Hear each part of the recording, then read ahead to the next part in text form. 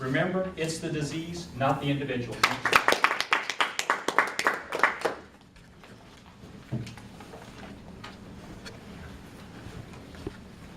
What a wonderful experience it's been to be here with you tonight.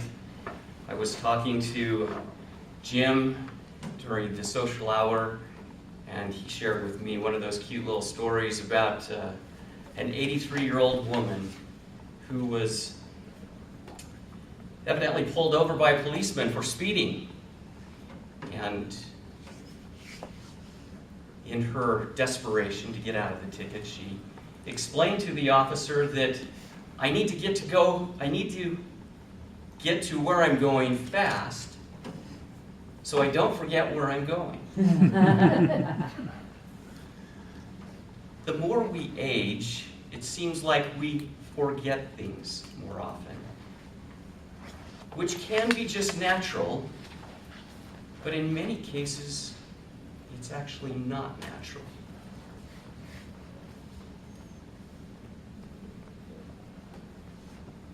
According to the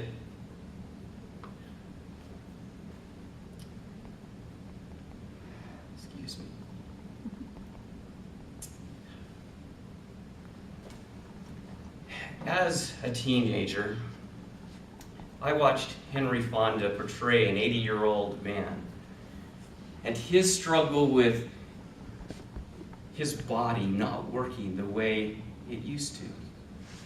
And this was in the movie in 1981 called Golden Pond. And in a classical segment of that movie, he enters into this cabin next to the lake that has many memories to him. But as he walks in, he looks confused. He notices the phone and goes over and picks up the receiver and listens and waits for the operator. During that moment of waiting, he's distracted to a picture on the desk next to the phone. He picks it up and looks at it, and it's obviously him, his wife, and his daughter, much younger than what they are today. And then he explains, "Who in the hell is this?" And then someone talks to him on the phone, and he looks around, and he jerks and puts it up to his ear and says, "Hello?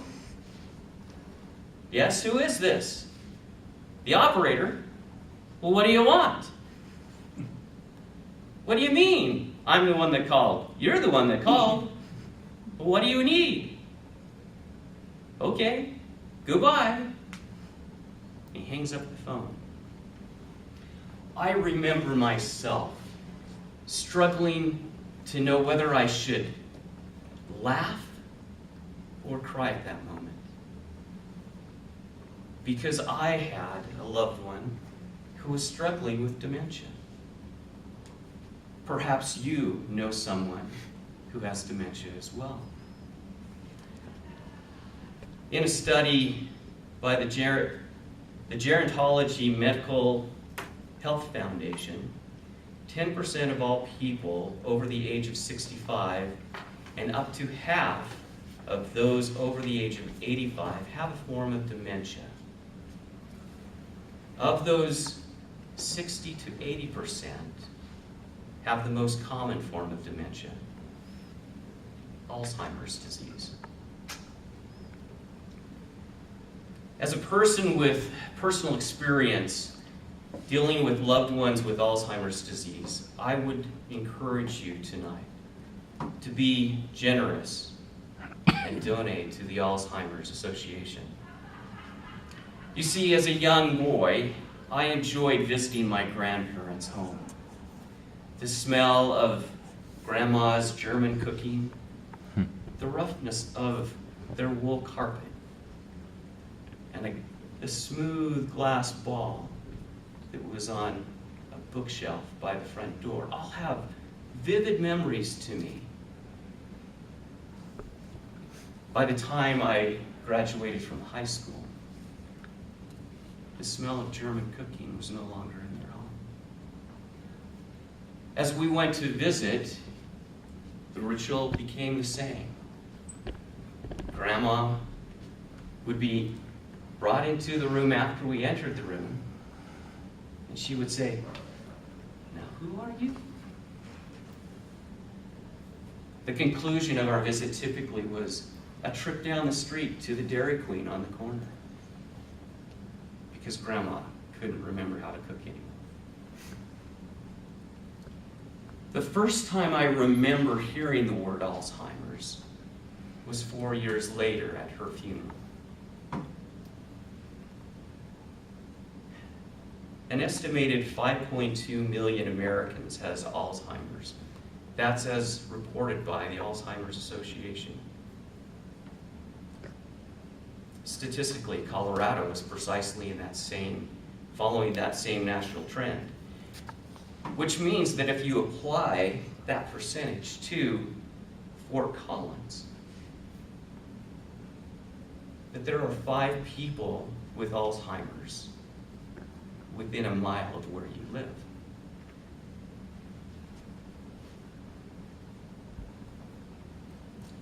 That sometimes becomes even closer. In my case, it is. 6 years ago, my dad wanted to go fishing for his birthday. So after a morning on the lake, catching fish, I turned to Dad and I said, "Dad, do you want me to drive in?" And he said, "No, it's my boat. I can drive it wherever I want to." "Okay, Dad. So where are you going?" "Well, to the shore, of course." "Well, Dad, which shore are you going to go to? This is really important to me." "Well, I'm going to go to that shore." "Well, Dad, let's go to that shore. It'll be a shorter walk for me to go get the truck." And then he turned to me and he said, "You think you're so smart. Just wait till you're 75. He was really 79. Each of us struggle individually with different people that might have a form of dementia, but Alzheimer's is the most common. And in my case, my dad, over the past 6 years, he started to deteriorate. In fact, it's become such a point of conspiracy for him that he's accusing his family of just wanting to get his money. And his ability to reason and to remember things has got him to a point that the whole community in which he lives, they're crooks. It's been challenging for Mom, probably the most. But for me and the other siblings, it's also been hard. There are days that you just get so angry, you want to shake him and say, "What's wrong with you?" And then other days you think, what are we going to do with him? That's when I have to stop and remember. It's the disease, not the individual.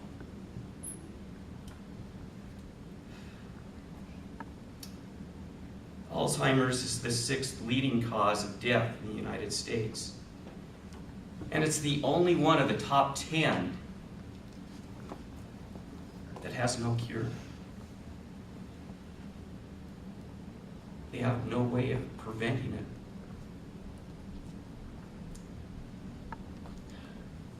In 2001, my Uncle Ed passed away from Alzheimer's.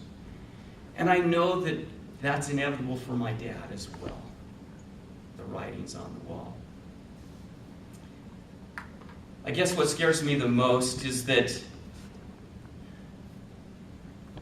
recent reports, even this morning on CBS Morning News, the progression and the expectation of what is happening with Alzheimer's is that the population will triple in 40 years. And that they're finding Alzheimer's actually is occurring in people much younger from the age of 40 to 50. In fact, the youngest was diagnosed at age 26. As some of you know, my wife has cystic fibrosis. And because of the generous donations, the spectacular efforts of dedicated researchers and medical personnel, my wife is now a geriatric CFer at the age of 48. Alzheimer's, though, like CF, has no cure. My wife's health has decreased over the past few years to the point that she is at a point where she should be put on a lung transplant list. But that doesn't keep her from doing things. There is a 3x5 card that sits next to her computer where she does a lot of work. And it says, never let the fact that you can't do all that you want to do keep you from doing what you can.